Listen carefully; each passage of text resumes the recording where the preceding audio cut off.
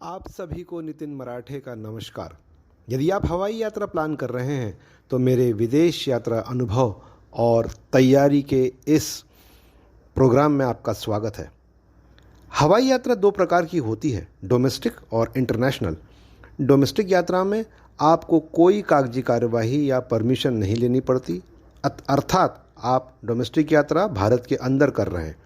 आपका पहचान पत्र सामान्यतः आधार कार्ड लेकर आप एयरपोर्ट गए और आपको एंट्री मिल जाती है। टिकट आपके हाथ में है। फ़्लाइट कंपनी ने जितना लगेज अलाउ किया है उतना आपने चेक इन किया और छोटा हवाई जहाज़ होगा, उसमें खाने का सामान आपको फ्री नहीं मिलेगा, ट्रॉली आएगी। ऑन पेमेंट आप खाने का सामान खरीद सकते हैं और 1 से 1.5 घंटे की फ़्लाइट होगी। आप गंतव्य स्थान पर पहुंच जाएंगे। किसी पासपोर्ट वीज़ा की आवश्यकता नहीं होगी। सामान कलेक्ट किया और बाहर निकल गए। बड़े एयरपोर्ट पर डोमेस्टिक और इंटरनेशनल टर्मिनल अलग अलग होते हैं। छोटे एयरपोर्ट पर केवल डोमेस्टिक टर्मिनल ही होता है। अब आती है इंटरनेशनल यात्रा। ये पूरा प्लानिंग का काम है। सबसे पहले आपने कोई देश निश्चित किया जहां आपको जाना है। विदेश यात्रा के भी अलग अलग प्रकार हैं, परंतु मैं यहां सिर्फ 2 प्रकार बताता हूं। पहला फैमिली विजिट और दूसरा ट्रैवल कंपनी के साथ फॉरेन ट्रिप। फैमिली यात्रा में आप किसी परिचित के यहाँ निश्चित पते पर जाते हैं और रहते हैं, फिर उनके साथ आसपास घूमते हैं। लेकिन ट्रैवल कंपनी आपको निर्धारित दिनों में अलग अलग देश घुमाती है, अतः वो कंपनी आपके लिए वीज़ा की पूरी कार्यवाही करती है। विदेश यात्रा प्लान करते समय सबसे पहली आवश्यकता पासपोर्ट की होती है। बहुत सारे लोग पासपोर्ट नहीं बनवाते हैं, परंतु यदि 2-4 साल में भी आपको विदेश यात्रा जाना है या करना है, या आपके बच्चे की पढ़ाई हेतु विदेश यात्रा जाना हो सकता है, तो तुरंत पासपोर्ट बनवा लें। अपना और अपने परिवार का पासपोर्ट बनवा लें। पासपोर्ट बनवाना बहुत आसान हो गया है। ऑनलाइन अप्लाई करें। आवश्यक फीस लगभग 1500 रुपये प्रति व्यक्ति जमा करें। आपको पासपोर्ट ऑफिस का डेट और टाइम स्लॉट अलॉट होगा। उन्होंने लिखे हुए आवश्यक दस्तावेज लेकर पासपोर्ट ऑफिस जाएं। आपके डॉक्यूमेंट में ये विशेषता है कि आपके बर्थ सर्टिफिकेट अथवा किसी भी सर्टिफिकेट में दिए गए नाम सभी डॉक्यूमेंट्स में एक समान होना चाहिए। उनकी स्पेलिंग के लेटर भी एक समान होना चाहिए। वो डॉक्यूमेंट कटे फटे अथवा मैले नहीं होना चाहिए। उन डॉक्यूमेंट्स में किसी प्रकार की शंका नहीं होना चाहिए। पासपोर्ट ऑफिस से आपका आवेदन आपके संबंधित पुलिस थाने पर आएगा, जहां से पुलिस द्वारा आपके बारे में आवश्यक जानकारी, रहने का पता, पड़ोसी की गवाही आदि लेने के बाद सत्यापित करके पासपोर्ट विभाग को लौटाया जाता है। तब पासपोर्ट विभाग द्वारा पासपोर्ट भेजा जाता है। यदि पुलिस को कोई शंका होती है या थाने में आपका नाम दर्ज है, कोई केस है अथवा अन्य कोई बात है, तो पुलिस थाने के रिमार्क पर आपका पासपोर्ट आवेदन रद्द भी हो सकता है। पासपोर्ट की वैलिडिटी 10 साल होती है। लीजिए, पासपोर्ट आपका तैयार है। अब आप विदेश यात्रा प्लान कर सकते हैं। अब आपको 2 काम करना है, टिकट बुक करना है और वीज़ा अप्लाई करना है। टिकट बुक करना, सबसे पहले जिस देश एवं जिनके यहाँ जाना है उनसे बात करें। वो बताएंगे कि उस देश में जाने का सही समय क्या है, क्योंकि उनके विंटर अर्थात माइनस टेम्परेचर तथा बर्फबारी जिसे हम भारतीयों को सहन करना आसान नहीं होता। इसके अलावा यात्रा करने वाला कौन सी उम्र का है। यदि वो 50 से ऊपर का है तो उसे ठंड की बहुत परेशानी हो सकती है, तो वो आपको बताएंगे कि उनके देश आने का सही समय कौन सा होगा, जब तापमान दिन में 15 और रात में 6 डिग्री की रेंज में होगा। उन्होंने आपको महीना बताया। अब उस समय उस देश के त्यौहार के अनुसार अथवा स्टूडेंट मूवमेंट से एयर टिकट ज़्यादा होगा, अर्थात टिकट रेट बहुत हाई होगा। तब उन्होंने आपको ये सब देखकर महीना बताया। अब आप कैलेंडर लेकर बैठें और उन 2-3 महीनों के भारत के त्यौहार या आपकी अन्य प्लानिंग पर विचार करें। सामान्यतः शनिवार रविवार नहीं देखें। इन 2 दिनों में बिजनेस क्लास का मूवमेंट ज़्यादा रहता है। अब आपने कुछ तारीखें पसंद करी। गूगल पर जाकर अपने नज़दीकी शहर के एयरपोर्ट से उस देश की फ़्लाइट सर्च कीजिए।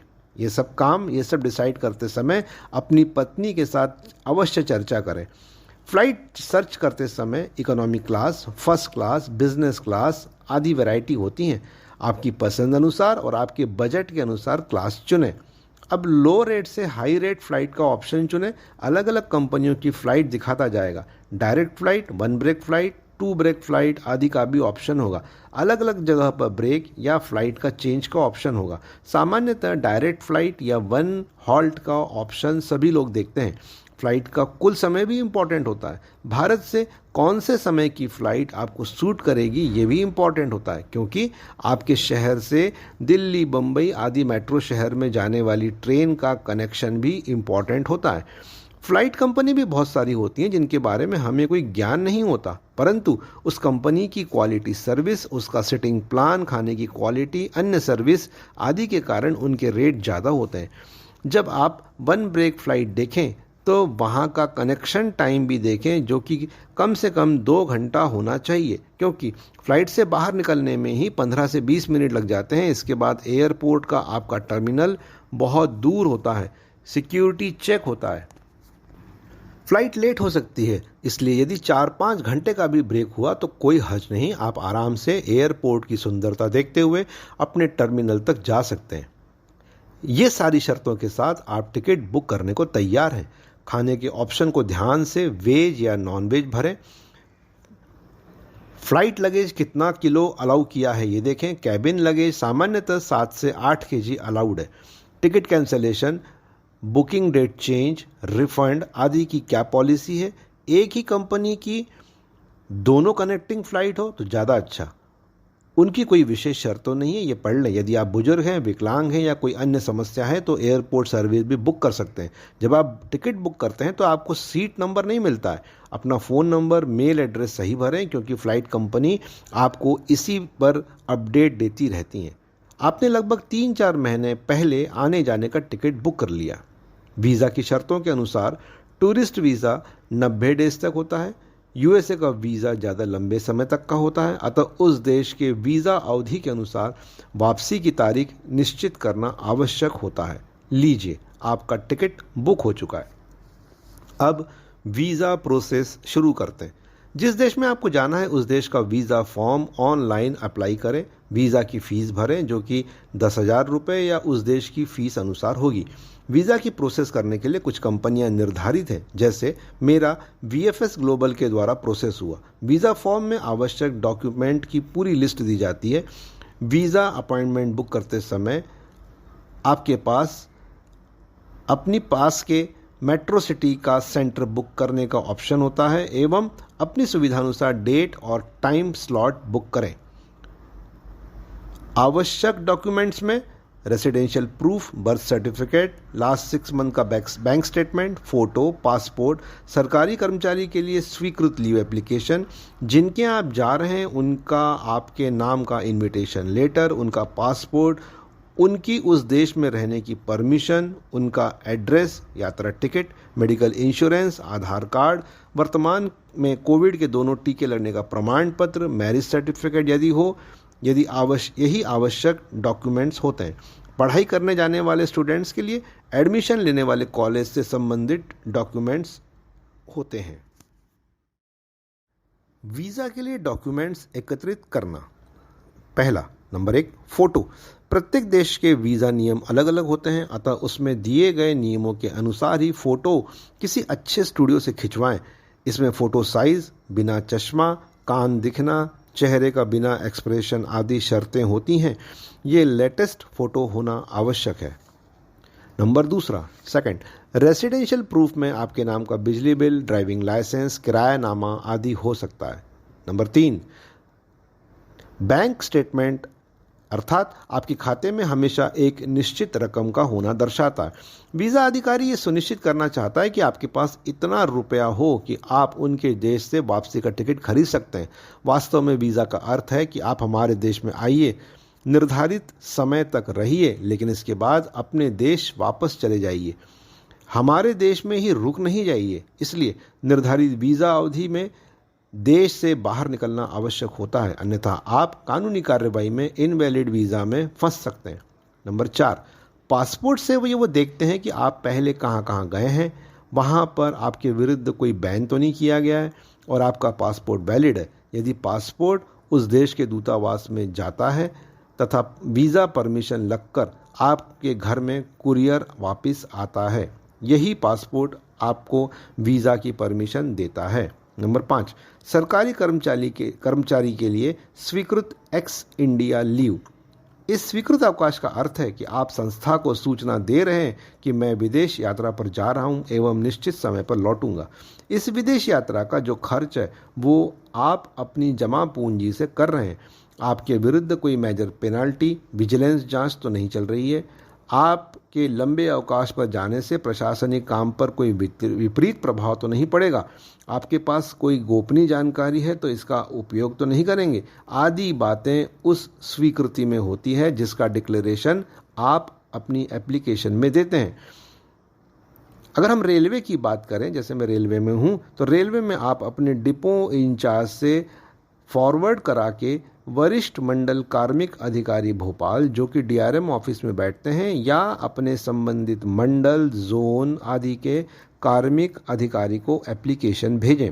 इसमें एक एलएपी का एप्लीकेशन फॉर्म, जिसमें आप अपनी यात्रा अवधि के अनुसार छुट्टी के लिए आवेदन करेंगे, पासपोर्ट की फोटोकॉपी एवं एक आवेदन पत्र जिसमें आपकी यात्रा का विस्तृत विवरण, कौन से देश में जाएंगे, कौन से रिश्तेदार के यहाँ रुकेंगे, उनका पता, आपके टिकट का विवरण, आपके वीज़ा की अपॉइंटमेंट डेट आदि जानकारी लिखें। आपके साथ परिवार के कितने डिपेंडेंट सदस्य जा रहे हैं उनका विवरण यात्रा के टिकट के साथ अनुमानित खर्च के साथ लिखें। आपके परिवार के डिपेंडेंट के लिए भी आपकी ही एक अनुमति स्वीकृत होती है। स्वीकृत पत्र आप इंग्लिश में उचित सील के साथ एवं मेल एड्रेस के साथ मांगें। एक बार आप स्वयं भी डीआरएम ऑफिस या संबंधित मुख्यालय में चले जाएं और वहां के संबंधित कार्मिक ओएस से संपर्क कर लें, क्योंकि कभी कभी एप्लीकेशन फॉर्म का प्रारूप अथवा जानकारी बदल जाती है।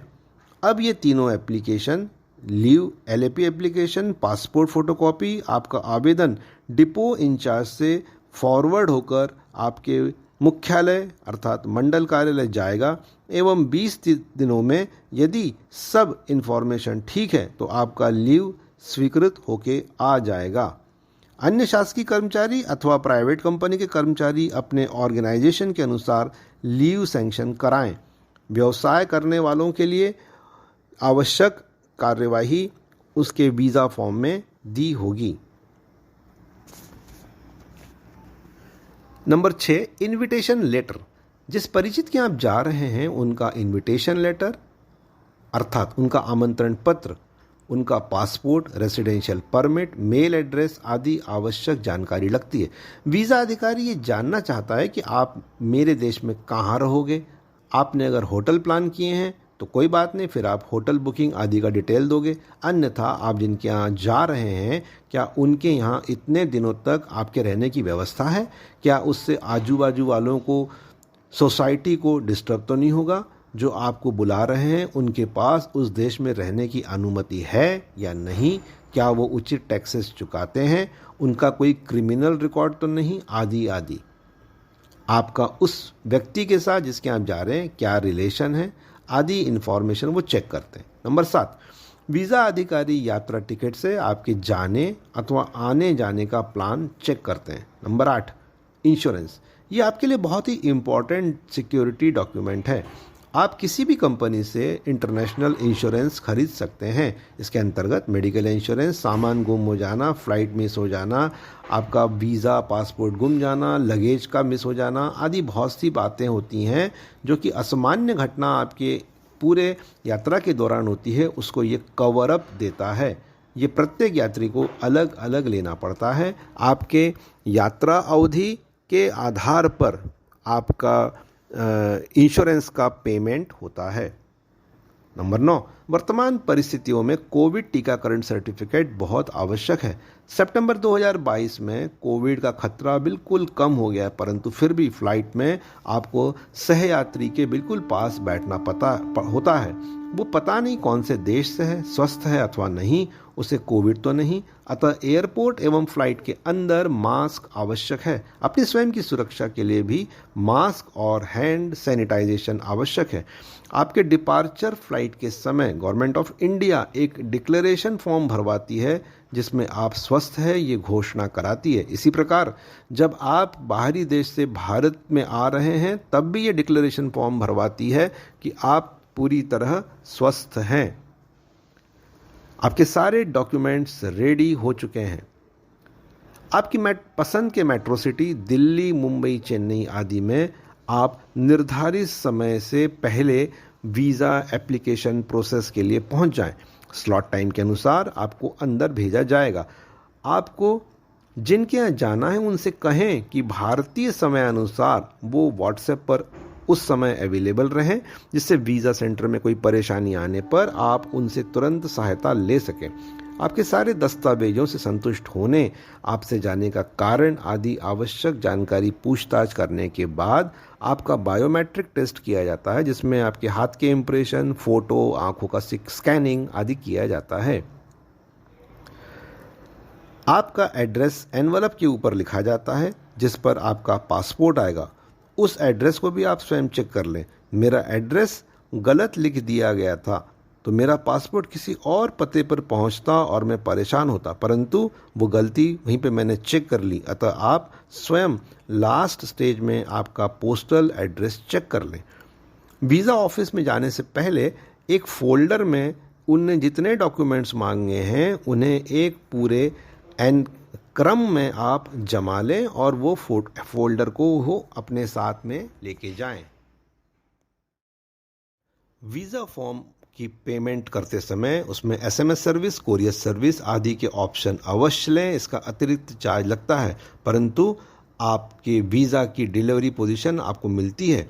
एक्स्ट्रा चार्जेस देने पर वीज़ा सेंटर में आपकी मदद के लिए भी व्यक्ति उपलब्ध होता है। अब उस देश के वेटिंग पीरियड के अनुसार आपका वीज़ा आ जाएगा। कोविड के बाद वीज़ा आने में समय लग रहा है, अभी 1 से 2 महीना भी लग रहा है। मेरा कोविड से पहले 2018 में नेदरलैंड का वीज़ा 7 दिन में आया, जबकि अभी सितंबर 2022 में आयरलैंड का वीज़ा 1.25 महीने में आया। अभी यूएसए के लिए तो 2 साल का वीज़ा वेटिंग पीरियड है। आपकी यात्रा शुरू होने से पहले आपके पास वीज़ा होना आवश्यक है। लीजिए, वीज़ा आ चुका और 1-2 महीने के बाद यात्रा की तारीख है। तैयारी शुरू करते हैं। नंबर 1, आपकी फ़्लाइट के अनुसार 23 केजी या 25 केजी या 30 केजी का एक टिकट पर लगेज अलाउड होगा। अतः अच्छी क्वालिटी का बैग परचेस कीजिए। कभी विदेश में बारिश में बैग गीला भी होता है। एयरक्राफ्ट के कार्गो में या कन्वेयर पर बैग फेंका जाता है, इसलिए बैग का ब्रांडेड कंपनी का होना और मजबूत होना आवश्यक है। Number 2, cabinet bag. ये 7 या 8 केजी का अलाउड है। इसका साइज़ भी दिया रहता है। इसी साइज़ का बैग खरीदें, क्योंकि कैबिनेट का साइज़ निश्चित होता है तब बड़ा बैग इसके अंदर नहीं जाता, तथा बैग को बाहर सीट के नीचे रखना अलाउ नहीं होता। इसलिए दिए गए साइज़ के अनुसार ही ट्रॉली बैग लें या कंधे वाला बैग लें। नंबर 3, अपनी यात्रा प्लानिंग तथा घूमने की प्लानिंग के अनुसार बजट बनाएं। इसके अतिरिक्त खरीदारी के पैसे भी जोड़िए। अब जिनके यहाँ आप जा रहे हैं उनसे यूरो या डॉलर या उस देश की करेंसी में टोटल बजट बनाएं तथा उसे भारतीय रुपए में कन्वर्ट करें। तब आपको पता लगेगा कि टिकट के अलावा आपको 1 लाख, 2 लाख आदि कितना खर्चा आने वाला है। इसमें आपके घर से टैक्सी से जाना, कूली, होटल, खाना, रेल या हवाई यात्रा का टिकट अर्थात भारत के अंदर की हवाई यात्रा का टिकट आदि का खर्चा भी जोड़िए। तो ये आपका पूरा एस्टिमेटेड यात्रा खर्चा होगा, जो कि आपकी हवाई टिकट के, विदेश टिकट के अलग है। अब इमरजेंसी के लिए इसके अतिरिक्त आपके खाते में 1 से 2 लाख रुपए रखें। नंबर 4, विदेश यात्रा के लिए सिम भारत से ही खरीद लें या जिनके यहाँ जा रहे हैं उनसे खरीदने को बोलिए। सिम और डेटा होने से 2 फायदे होते हैं। सिम के कारण फ़ोन कनेक्टिविटी रहती है तथा डाटा के कारण आप गूगल मैप चला पाते हैं और विदेश में आराम से यहाँ वहाँ घूम सकते हैं। गुम हो जाने का डर नहीं लगता। नंबर 7, हवाई यात्रा में रेल यात्रा के मुकाबले खतरा भी होता है, क्योंकि दुर्घटना होने पर कुछ भी कहना मुश्किल है, आप हवा में होते हैं। अतः आपके बच्चे को अथवा अपना फैमिली मेंबर को अपना फाइनेंशियल डिटेल, पेपर्स, लॉकर, चाबी आदि सूचनाएं बताएं, एक डायरी में लिखकर एवं समझाकर दे दें। नंबर 8, आपके सभी परिचितों, रिश्तेदारों, दोस्तों के नाम, टेलीफोन नंबर एक छोटी डायरी में लिख लें। डायरी में अपना भी पूरा बायोडाटा लिख लें, आपके मेल एड्रेस, आप उनके पासवर्ड या मोबाइल पर अन्य ऐप के पासवर्ड आदि सारी जानकारियां लिख लें। कभी मोबाइल गुम जाने पर या पानी में गिर जाए तो आपकी सारी इन्फॉर्मेशन उसमें लॉक हो जाती है और कोई भी आपकी मदद नहीं कर सकता। आपके साथ जाने वालों से भी ऐसा करने को कहें। जिसके यहाँ जाना है उसका पता, मोबाइल नंबर अवश्य लिख लें। Number 9, air ticket, COVID vaccination certificate, Aadhaar, medical insurance या अन्य सभी डॉक्यूमेंट्स की हार्ड कॉपी अवश्य रखें, क्योंकि कभी मोबाइल में भी प्रॉब्लम आ जाती है या आप अथवा आपकी पत्नी मोबाइल चलाने के एक्सपर्ट नहीं होते। हार्ड कॉपी से काउंटर वाले को भी देखने में परेशानी नहीं होती। नंबर 10, जिस देश में जाना है उस देश की कुछ करेंसी आप बैंक से पहले निकाल लें या एयरपोर्ट पर एक्सचेंज करा लें। प्रत्येक यात्री के पास कुछ करेंसी दें। आपके भारतीय नोट का विदेश यात्रा में कोई उपयोग नहीं है। जिस देश आप जा रहे हैं, क्रमांक 11, जिस देश आप जा रहे हैं भले ही वहाँ समर है, परंतु दिन का तापमान 12 से 16 तथा रात का 6 से 10 डिग्री होगा। विदेश में कभी भी मौसम बदल जाता है। अचानक तेज बारिश, ठंडी हवाएं, बर्फबारी आदि होने लगती है। टेम्परेचर ड्रॉप हो जाता है। अतः ठंड के पूरे गर्म कपड़े, दस्ताने, टोपी, स्पोर्ट्स शूज़ आदि लें। वहाँ बाहर आप स्वेटर, शॉल नहीं पहन सकते, विंड शीटर ही पहनना पड़ता है, क्योंकि हवा बहुत तेज होती है। अतः अच्छा विंड शीटर खरीदिए। नंबर 12, अच्छे स्पोर्ट्स शूज़ से आपके पाँवों को आराम रहेगा, क्योंकि एयरपोर्ट पर बहुत चलना पड़ता है। घूमने जाने में बहुत किलोमीटर चलना पड़ता है तथा ठंड के कारण विदेश में चप्पल या सैंडल नहीं पहने जाते। नंबर 13, आपको लगने वाली दवाइयों का आपकी समय अवधि के अनुसार स्टॉक लेकर चलें। आपको बीपी, डायबिटीज़, थायराइड आदि लगातार लगने वाली दवाई का पूरा स्टॉक रखें, क्योंकि वहाँ पर ये आपकी दवाई मिलना कठिन है। डॉक्टर्स की पुरानी या नई करंट प्रिस्क्रिप्शन की फाइल रखें, जिससे आपको उपचार मिलने में आसानी हो। नंबर 14, 25 से 30 केजी का बैग उठाने का प्रयास बिल्कुल नहीं करें। अक्सर कमर की नस खींचने की समस्या आ जाती है, अतः कुली को पैसे जाने दें, अन्यथा कमर का दर्द आपको डॉक्टर के पास पहुंचा देगा। नंबर 15, कार्गो वाले बड़े बैग में नारियल का गोला आदि गोल वस्तु नहीं रखें। बैग स्कैनिंग में वो दिख जाएगा, बैग खुलवाकर इसे निकाल दिया जाएगा। चाकू आदि नहीं रखें। कोई भी चार्जर, इलेक्ट्रॉनिक गैजेट इस बैग में नहीं रखें, उन्हें स्कैनर में दिख जाता है। कोई भी लिक्विड पदार्थ, बॉटल आदि नहीं रखें। खाने का सूखा सामान आप इसमें रख सकते हैं, लेकिन उचित पैकिंग करें, क्योंकि बैग उल्टा पुल्टा हो जाता है और सारा सामान आपके कपड़ों में मिक्स हो सकता है। नंबर 16, कैबिनेट बैग का सामान। कैबिनेट बैग में पानी की बोतल, कोल्ड ड्रिंक आदि कुछ भी अलाउ नहीं है। पानी की बोतल, ड्रिंक्स आपको फ्लाइट में मिलेगा। खाने का सूखा सामान जैसे पराठा, पूड़ी आदि फॉइल में रोल कर लें। जैम, अचार का पाउच रख लें। बिस्किट, नमकीन के पैकेट रख लें। आपकी दवाइयाँ एक प्लास्टिक के ट्रांसपेरेंट बैग में रख लें। टूथपेस्ट, क्रीम, दाढ़ी का सामान, बिना ब्लेड वाला रेज़र, परफ्यूम आदि सामान एक अलग ट्रांसपेरेंट पाउच में रख लें। कपड़ों का एक सेट रखें, क्योंकि आजकल फ़्लाइट में बैग नहीं आने की समस्या आ रही है। अपनी फ़ाइल जो आप वीज़ा सेंटर ले गए थे वो रख लें। 17, एक कंधे वाला छोटा पाउच खरीदें। इसमें मोबाइल, ईयरफोन, रुमाल, कुछ करेंसी, पॉकेट डायरी आदि रख लें। नंबर 18, गर्दन को सपोर्ट करने वाला नेक पिलो लगभग 500 रुपये का खरीद लें, क्योंकि सीट की ऊंचाई के कारण गर्दन को सपोर्ट देने पर ही फ्लाइट में नींद आ पाती है। नंबर 19, अपने मोबाइल पर पसंदीदा गाने या मूवी या कोई प्रोग्राम डाउनलोड करके रखें जिससे आप फ्लाइट में सुन सके, देख सकें, क्योंकि उनकी फ़्लाइट के जो मॉनिटर होते हैं उस पर हिंदी के मूवीज़ आदि बहुत कम होते हैं। नंबर 20, मोबाइल चार्जर के साथ 3 पिन सॉकेट भी रखें। विदेश में सॉकेट पिन हमारे जैसी गोल नहीं होती बल्कि फ्लैट चपटी होती है, अतः आपका चार्जर नहीं लगेगा। इसलिए 3 पिन सॉकेट उनके पिन वाला रखें। आपके छोटे पाउच में आपका मोबाइल चार्जर रखें। फ्लाइट में आपकी सीट पर लगे सी पोर्ट वाले पॉइंट से भी अपना मोबाइल चार्ज कर लें। नंबर 21, दिल्ली, मुंबई आदि शहर से फ्लाइट पकड़ने जाने के लिए आप अपने शहर से सामान्यतः रेल से यात्रा करके वहां आप जाएंगे।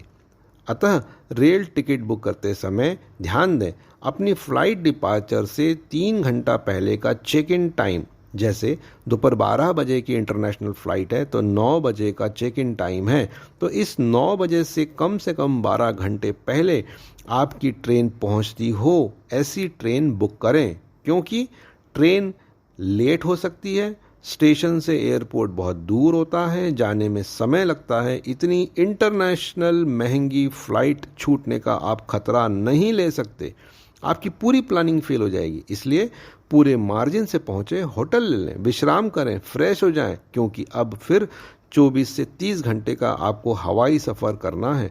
होटल में ब्रेक लेने से आपका आराम भी होगा। 22, इमरजेंसी मेडिकल किट अपने साथ रखें जिसमें सिर दर्द, दस्त, उल्टी, एसिडिटी, बुखार आदि आवश्यक दवाई रखें। यदि किसी को यात्रा में उल्टी आने की समस्या हो तो वो प्लास्टिक पन्नी भी रखें। हैंडबैग में उल्टी की टैबलेट, सौंफ आदि रखें। सामान्यतः हवाई जहाज जब टेक ऑफ करता है तो किसी को उल्टी हवाई यात्रा से 8-10 घंटे पहले मसालेदार आदि हैवी भोजन नहीं करें, हल्का भोजन करें। जब भूख लगे तो बैग में रखे हुए पदार्थ को खा लें। लॉन्ग फ्लाइट में आपको नाश्ता और खाना दोनों मिलेगा। जो छोटी कनेक्टिंग फ़्लाइट होती है वो 2-3 घंटे की है, उसमें आपको फ्री में कुछ नहीं मिलेगा, ऑन पेमेंट ही मिलेगा, विशेषकर इकोनॉमी क्लास वालों को। जो लंबी 10-12 घंटे की फ़्लाइट होगी उसमें आपको खाना, नाश्ता, ड्रिंक्स सब मिलेगा। 23, आपका बड़ा एवं कैबिन बैग तैयार है, अब इसे तौल करवा लें तथा अलाउड लगेज से 1 केजी कम ही रखें, अन्यथा ज़्यादा वजन होने पर एयरपोर्ट पर सामान निकालकर फेंकना पड़ेगा या अतिरिक्त किराया भरना पड़ेगा जिसका बहुत चार्ज होता है। नंबर 24, अपने घर के सदस्यों से वाईफाई कनेक्ट करना, पासवर्ड डालना आदि सीख लें एवं साथी को भी सिखा दें जिससे एयरपोर्ट पर वाईफाई कनेक्ट करके व्हाट्सएप चला सकते हैं। नंबर 25, आपका एटीएम कार्ड ग्लोबल कार्ड है, ये बैंक जाकर सुनिश्चित कर लें। आपके ऐप पर इंटरनेशनल ऑप्शन सिलेक्ट हो जाता है परंतु कार्ड ग्लोबल होना आवश्यक है। जैसे मेरा एसबीआई का एक डेबिट कार्ड ग्लोबल है और एक क्लासिक है, दोनों वीज़ा कार्ड है, परंतु एसबीआई का क्लासिक कार्ड विदेश में नहीं चला जबकि ग्लोबल कार्ड से एटीएम से यूरो निकला है। नंबर 26, फ़्लाइट के अंदर के लिए विंडशीटर, टोपी अवश्य ऊपर रखें क्योंकि फ़्लाइट में कभी टेम्परेचर काफ़ी कम रखा जाता है तो आपको ठंड से परेशानी हो सकती है। इंटरनेशनल एयरपोर्ट पर आगमन, निश्चित चेक इन टाइम से पहले आप एयरपोर्ट के निर्धारित टर्मिनल पहुंच चुके हैं। सिक्योरिटी द्वारा आपका पासपोर्ट एवं टिकट देखकर निर्धारित चेक इन टाइम पर आपको एंट्री दी गई। अपने एयरपोर्ट की ट्रॉली पर सामान लेकर अपनी फ़्लाइट कंपनी के काउंटर पर पहुंचे। आपका टिकट, पासपोर्ट, वीज़ा उन्होंने देखा, कन्वेयर के ऊपर आपका बड़ा बैग रखा, वहीं पर स्कैन हो जाता है। वजन ठीक है तो उस पर कहां से कहां तक, जैसे दिल्ली टू डबलिन की पर्ची लगा दी। आपको समझाया कि बीच के कनेक्टिंग पॉइंट पर बैग नहीं मिलेगा, सीधा आपको डबलिन में मिलेगा। आपके ग्रुप के अनुसार सीट नंबर के साथ बोर्डिंग पास बनाया। बोर्डिंग पास 2 मिलेंगे, जैसे दिल्ली टू ज्यूरिख उसका फ़्लाइट नंबर, सीट नंबर तथा ज्यूरिख से डबलिन उसका flight number, seat number, gate number आदि। उसके साथ में लगेज की रसीद देंगे जिसे आपको संभाल कर रखना है। अब आपके पास सिर्फ कैबिन बैग बचा। अब आप इमिग्रेशन काउंटर पहुंचे, उसने आपका फ़ोटो खींचा, आपसे 1-2 सवाल पूछे जैसे कहाँ जा रहे हैं, कब लौटेंगे आदि। आपके वीज़ा पर इंडिया छोड़ने की सील लगाई। अब आप सिक्योरिटी चेक पर पहुंचे, वहाँ पर ट्रे उपलब्ध रहती है, उसमें आपके जैकेट, बेल्ट, पर्स, घड़ी आदि जितना भी सामान है वो रखना है और कैबिन बैग रखना है। आपकी जांच हुई, यदि कैबिन बैग में उन्हें कुछ कुछ स्कैनिंग में दिखा तो वे उसे खोलेंगे। क्योंकि घर में आपने दवाई कॉस्मेटिक के पाउच बनाकर रखे थे, उन्होंने वो पाउच निकाले और स्कैनिंग पर रखे। सब ठीक होने पर आप सामान उठा लीजिए, पहन लीजिए। बोर्डिंग पास और पासपोर्ट अपने हाथ में रखिए और बोर्डिंग पास पर लिखे गेट नंबर के अनुसार चलते जाइए। अब ड्यूटी फ्री सेक्शन की शॉप शुरू होंगी, जहां इंटरनेशनल ब्रांड्स, शराब, कॉस्मेटिक्स, ड्रेसेस, पर्स आदि बहुत कुछ आपको जो खरीदना है खरीदें, और वो प्रॉपर पैक करके और बिल के साथ आपको देंगे। एयरपोर्ट की सुंदरता भी देखते जाइए और अपने गेट पर पहुंचिए, बैठ जाइए। कुछ नाश्ता करना हो तो करें, वाईफाई कनेक्ट करें। इंडिया में हो तो अपने परिजनों से बात करें और बताएं कि वो भी आपके फ़ोन का इंतज़ार कर रहे हैं कि हम डिपार्चर गेट पर रेडी बैठे हैं। बड़े बड़े एयरक्राफ्ट दिख रहे हैं, उनका फ्यूल भरना, मेंटेनेंस करना, लगेज ट्रांसपोर्ट करना चल रहा है। आनंद लीजिए, खुश हो जाइए। आधा घंटा पहले एंट्री स्टार्ट हो रही है, बोर्डिंग पास की जांच हो रही है, मुस्कुराकर आपका स्वागत हो रहा है। आप भी मुस्कुराकर जवाब दीजिए। हो सकता है आपका एयरक्राफ्ट दूर खड़ा हो, यदि इंटरनेशनल बोइंग है तो वो बड़ा एयरक्राफ्ट होगा। बस में बिठाकर आपको उसके पास ले जाएंगे, फिर सीढ़ी से, जो कि कवर्ड रहती है, आपको फ्लाइट के अंदर सिटिंग प्लान के अनुसार भेजते जाएंगे। सुंदर एयर होस्टेस आपका मुस्कुराकर स्वागत करेंगी, आपकी थकान दूर हो जाएगी। अपनी सीट पर आप बैठ जाइए। कैबिन बैग ऊपर के कैबिनेट में रख दें। धीरे धीरे सारे पैसेंजर बैठ जाएंगे। एयर होस्टेस सारे कैबिनेट बंद करेगी, खिड़की के शटर खोलने को कहेगी, सेफ्टी सीट बेल्ट लगाने को बोलेगी, सुरक्षा उपकरणों का वर्णन करेगी। फ्लाइट कैप्टन अपना और टीम का परिचय अनाउंसमेंट करेगा, बताएगा कब चलेगी और कब पहुंचेगी। ध्यान रखिए, डेस्टिनेशन का टाइम उस देश का समय है। यदि भारतीय समय से देखना है तो उसमें घंटे माइनस या प्लस करने पड़ेंगे, तब भारत का समय पता चलेगा। एयरक्राफ्ट स्टार्ट होगा, एसी टेम्परेचर डाउन होगा। अपने स्थान से चलकर रनवे पर आकर पोजीशन लेके एयरक्राफ्ट तैयार खड़ा हो जाएगा। जैसे ही एयर कंट्रोल परमिशन देगा, कैप्टन अनाउंस करेगा और हवाई जहाज पूरी रफ्तार से हवाई पट्टी पर उड़ेगा और धीरे से टेक ऑफ करेगा। धीरे धीरे ऊपर जाता हुआ निर्धारित एल्टीट्यूड पर आएगा और चलता जाएगा। अनाउंसमेंट होगी, आप सुरक्षा पेटी खोल लें। एयर होस्टेस पानी की बोतल बांटेगी। आप रिलैक्स हो जाएं, मूवी देखें, सोना है तो सो जाएं। थोड़ी देर बाद सॉफ्ट ड्रिंक या ड्रिंक्स सर्व होंगी। फ्लाइट के एंड पर टॉयलेट होता है, जिसका गेट 2 फोल्ड में होता है। वहाँ आप फ्रेश हो सकते हैं, खिड़की खोलकर बाहर नहीं झांके। खाने में फ्लाइट के अनुसार, फ्लाइट की कंपनी के अनुसार एक बन, चावल, सब्जी, सलाद, बटर, स्वीट आदि बहुत सारे टेस्टी आइटम होते हैं। साथ में जूस लें। कभी कभी मौसम खराब हो जाने पर या घने बादल आ जाने से एयरक्राफ्ट पर वाइब्रेशन आने से वो हिलने लगता है, तब पायलट सुरक्षा पेटी बांधने को अनाउंस करता है। फ्लाइट में मॉनिटर पर कितने एल्टीट्यूड पर चल रहा है, कितनी दूरी तय कर चुका है, कितनी बची है, फ्लाइट कौन से देश के ऊपर से गुजर रही है, डेस्टिनेशन का टाइम क्या है, आदि सारी सूचनाएं आती रहती हैं। डेस्टिनेशन पहुंचने पर कैप्टन अनाउंसमेंट करता है कि आपको कोऑपरेट करने के लिए धन्यवाद देता है। फ्लाइट धीरे धीरे धीरे नीचे आने लगती है, रनवे पर पोजीशन लेती है। ट्रैफिक कंट्रोल से सिग्नल मिलते ही रनवे पर उतरती। हल्का सा जर्क आता है, पहले अगला और फिर पिछले 2 टायर रनवे को टच करते हैं। साइड के ब्लेड हवा रोकने खुल जाता है। लैंड करते ही तेज़ी से ब्रेक लगाए जाते हैं। धीरे धीरे स्पीड कम होती जाती है और एयरक्राफ्ट अपने स्थान पर खड़ा हो जाता है। एयर होस्टेस द्वारा मुस्कुराते हुए आपको गुड बाय कहा जाता है। अब आपको कनेक्टिंग फ्लाइट पकड़ना है। दूसरा वाला बोर्डिंग पास काम आएगा। एयरक्राफ्ट से बाहर आते ही आपको रास्ता बताने के लिए स्टाफ खड़ा रहता है। आप पुनः सिक्योरिटी चेक से गुजरते हैं। आपको टर्मिनल बताया जाता है। यदि फ्लाइट में देर है, समय है, तो अभी गेट नंबर नहीं बताया गया है। आप अपने टर्मिनल तरफ बढ़ते जाइए, डिस्प्ले देखते जाइए। जैसे ही डिस्प्ले स्टार्ट होगा, आपकी फ़्लाइट नंबर के साथ गेट नंबर आएगा। अपने गेट नंबर पर पहुंचिए और फिर दूसरी यात्रा शुरू। फाइनल डेस्टिनेशन पहुंच गए, इमिग्रेशन काउंटर पर पहुंचिए। आपसे पूछा जाएगा किसके यहाँ आए हैं, क्यों आए हैं, कब तक रहेंगे, आदि आदि, और आपकी अराइवल की सील लगा दी जाएगी। अब आप लगेज सेक्शन में पहुंचे। बहुत सारे कन्वेयर चल रहे हैं। जिस कन्वेयर बेल्ट पर आपकी फ़्लाइट का नंबर आ रहा है, उस पर आपका बैग आएगा। इंतज़ार कीजिए। सितंबर की आयरलैंड की ट्रिप में कन्वेयर बेल्ट बंद हो गया। हमारी आधी फ्लाइट का लगेज ही नहीं आया। कोई संतोषजनक जवाब देने वाला नहीं। 2 घंटे बाद बिना फ्लाइट नंबर डिस्प्ले की अचानक एक कन्वेयर से बैग निकलने शुरू हुए। एक बैग पूरा गीला था, लेकिन मिल गया। लगभग 18 घंटे की यात्रा सफल रही। इसी प्रकार आशा करता हूं दोस्तों कि मेरा सुझाव, मेरे टिप्स आप सुनेंगे, अपने और साथियों को देंगे, अपने परिवार वालों को देंगे, जिससे कभी भी कोई भी यात्रा करेगा तो इन टिप्स की तरफ ज़रूर ध्यान देगा, इन सुझावों की तरफ ध्यान देगा और इससे निश्चित ही आपकी सफल सुखद विदेश यात्रा होगी। मैं आपकी भविष्य की सफल सुखद विदेश यात्रा की कामना करता हूं। धन्यवाद। नितिन मराठे। मेरे इस चैनल को लाइक कीजिए, मेरे इस प्रोग्राम को इसको लाइक कीजिए। धन्यवाद।